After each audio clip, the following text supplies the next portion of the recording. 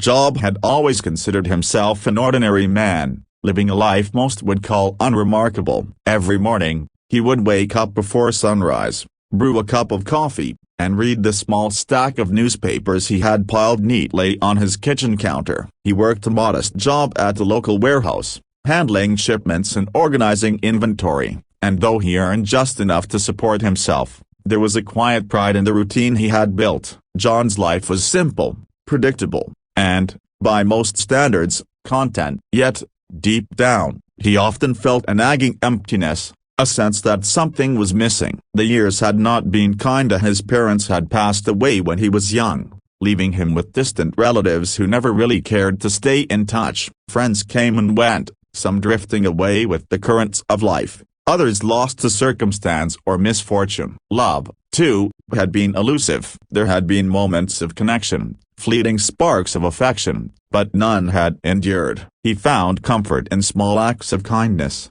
helping neighbors with groceries, shoveling snow for the elderly, or simply lending an ear to those who needed to talk. Little did he know that his quiet compassion would one day ripple back into his life in ways he could never imagine. It was a rainy Thursday morning in late October. The streets glistened with puddles, reflecting the soft glow of streetlights as dawn struggled to break through the thick clouds. Job had parked his old, beaten-up sedan near the corner of Pine and 7th, preparing to make the short walk to his warehouse. The rain had soaked through his coat, clinging to him like a second skin, but he hardly noticed. The day had started like any other, mundane, gray, and unremarkable. As he rounded the corner, something unusual caught his eye. A woman, no older than 25, was staggering in the downpour. Her clothes were drenched, sticking to her frame, and she seemed disoriented, teetering dangerously close to the busy street. Cars swerved around her, honking, but she appeared unaware of the danger. Her eyes were wide, filled with panic, searching frantically in every direction as if she were looking for some enemy or running from something. John's heart leapt. Without thinking, he sprinted across the wet pavement, calling out to her. "Hey, be careful." The woman froze for a moment, then stumbled backward, nearly slipping into the street. John reached her just in time, grabbing her arm and pulling her to safety. They both collapsed onto the slick sidewalk, breathing heavily, the rain cascading over them in relentless sheets. "Are you okay?" John shouted over the roar of passing traffic. The woman's lips trembled as she tried to speak, but only a strangled sound emerged. Her eyes darted around nervously, glancing over her shoulder as though expecting some enemy or something to appear. John's instinctive compassion took over. "It's okay. You're safe now. Just catch your breath," she nodded weakly, shivering violently. John noticed a small, torn purse clutched tightly in her hand. Inside, she had a wallet and a few crumpled bills, but no identification. It was clear she was in trouble, and something in her demeanor told John that this wasn't just a simple accident. "Do you have somewhere to go?" John asked gently. The woman shook her head. "Yeah, broken bar. I can't go back there," she stammered, her voice barely audible over the rain. Job hesitated. He didn't know her, and yet the vulnerability in her eyes stirred something deep within him, a sense of responsibility, a moral obligation that outweighed any fear or inconvenience. "Come with me," he said. "I'll help you get warm, dry, and figure things out." She looked at him uncertainly, then slowly nodded. They ran together through the rain, John supporting her as she struggled to keep up. By the time they reached his small apartment, both were soaked to the bone. He quickly ushered her inside, offering a towel and a spare set of clothes he kept for emergencies. The woman, who finally introduced herself as Emily, sank onto his couch, exhausted, her body trembling uncontrollably. "Thank you," she whispered, tears mingling with the rain on her face. "Yeah, broken bar. I didn't know where else to go." John smiled softly. "You're safe now. No one's going to hurt you here." For hours, he listened as Emily recounted fragments of her story, running from an abusive situation, living on the streets for months, and struggling to survive each day. She spoke haltingly, cautiously, as though revealing too much might somehow make her vulnerable again. John didn't press for details. He simply offered his presence, a steady hand, and a compassionate ear. Days turned into weeks. Emily slowly regained her strength under John's care, and though she was reserved, a subtle bond began to form between them. John found himself drawn to her resilience, her quiet determination to survive despite everything she had endured. In turn, Emily seemed to trust him in a way she hadn't trusted anyone else in years. John's act of kindness didn't go unnoticed by those around him. Neighbors whispered about the woman he had taken in, offering small gestures of support, a warm meal, a blanket, or a listening ear. The small apartment, once quiet and lonely, began to feel alive again, filled with shared stories, laughter, and even moments of vulnerability that drew the two closer together. Yet, life has a way of testing even the strongest bonds. One evening, after a particularly difficult day at work, John returned home to find Emily gone. A note lay on the kitchen counter, written in a hurried, shaky hand. "Thank you for everything. I have to go. I promise I will never forget what you did for me. Emily." John's heart sank. He understood. Of course her life had been chaotic, unpredictable, and she could not be tied down, not even to him. Still, the emptiness returned, deeper than before. He had saved her once, and now she was gone, leaving him to wonder if he would ever know the full impact of his actions. Months passed, seasons changed. John continued his life as before, working, reading, and helping neighbors when he could. Yet, something had shifted within him, a quiet hope, a lingering thought that one day, kindness would come full circle. Then, one rainy morning, almost 3 years later, something happened that would reignite that hope. John was walking to work when he noticed a small envelope sticking out from under the door of his apartment. It was addressed to him in neat, familiar handwriting. Hands trembling, he opened it. Inside was a single folded note, and as he read the words, his eyes widened in disbelief. "Do you remember the day you saved me in the rain? I will never forget. One day, I hope to repay your kindness. A shiver ran down his spine. For the first time in years, John felt a spark of excitement, curiosity, and anticipation. Who was this Emily now? How had her life changed? And what did she mean by repay your kindness? John held the note tightly, staring out at the rain-soaked streets. Little did he know that this small gesture would set in motion a series of events that would forever change both their lives. The rain had a way of washing the streets clean, but for John, the envelope he had received 3 years ago felt like a cleansing of the heart, a reminder that life still held surprises, that the kindness he had shown had not vanished into nothingness.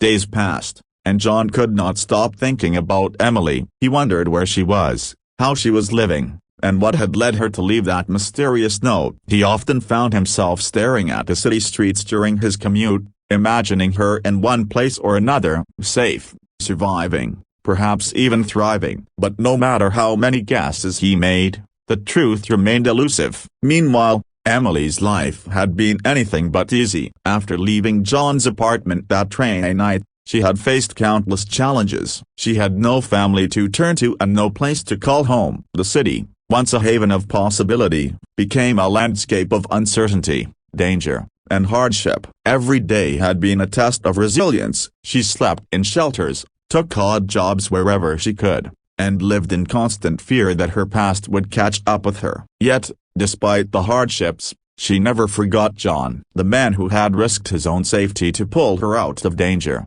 the man who had given her shelter, food, and warmth without asking for anything in return. He had changed her life in ways that words could not capture. Every time she faced adversity, she remembered his kindness, and it became a beacon guiding her through the darkest moments. One evening, as Emily sat in a small cafe copyright tucked away from the bustling streets, she unfolded a letter she had been writing for weeks. The words trembled across the paper, reflecting her own trembling heart. She knew she wanted to repay John, but how could she do it? She had nothing to offer that could match the life he had saved, yet she had learned something invaluable through her struggles, the power of gratitude and the ripple of kindness. Her plan began to take shape: a way to return what she had received without announcing herself prematurely. She would reach out anonymously at first, sending small gestures of appreciation. Then, when the time was right, she would reveal herself and show John the full impact of his compassion. Back in his apartment, John had returned to his quiet routine. The note he had received years ago had sparked a curiosity he couldn't shake, But life moved forward regardless. He continued to help neighbors, volunteer at local shelters, and live his modest life, quietly holding on to the hope that one day, Emily might reappear. And then, the day came. It started with a phone call. John answered the ringing line, expecting a telemarketer or a wrong number. But the voice on the other end made him freeze. "John, it's me, Broken Bar Emily." His heart skipped a beat. He barely recognized the voice, softer now, more assured, yet unmistakably hers. "Emily?"